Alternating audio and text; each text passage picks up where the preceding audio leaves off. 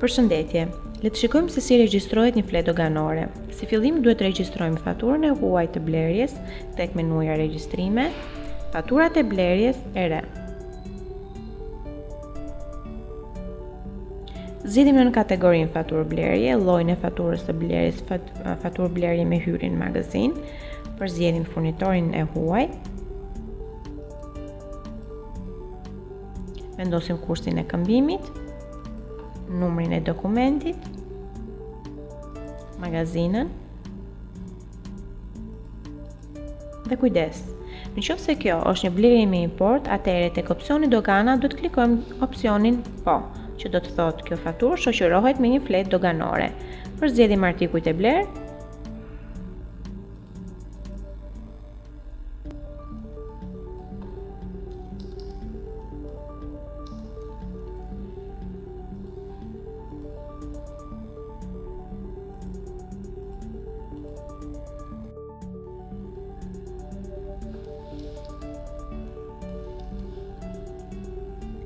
Klikojmë butonin ruaj. Hapi i dytë i rëndësishëm është regjistrimi i fletës doganore tek menuja horizontale regjistrime, fletë doganore import e re. Plotësojmë numrin e fletës doganore, datën dhe tek faturat përzgjedhim atë faturë doganore, atë faturë shoqëruese që ne sapo regjistruam për të bërë lidhjen me fletën e doganës. E zgjedhim dhe në këtë mënyrë merren automatikisht të dhënat e asaj fature shoqëruese.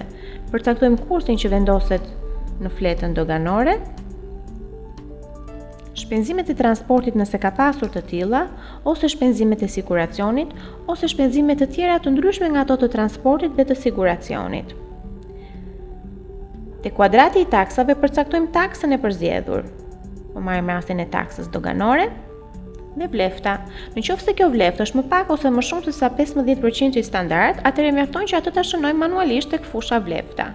Nivelin e TVSH-s, çekojmë opsionin fletë doganore dhe ja ku është regjistrimi i fletës tonë doganore. Në fund klikojmë butonin ruaj. Ju faleminderit, punë të mbarë.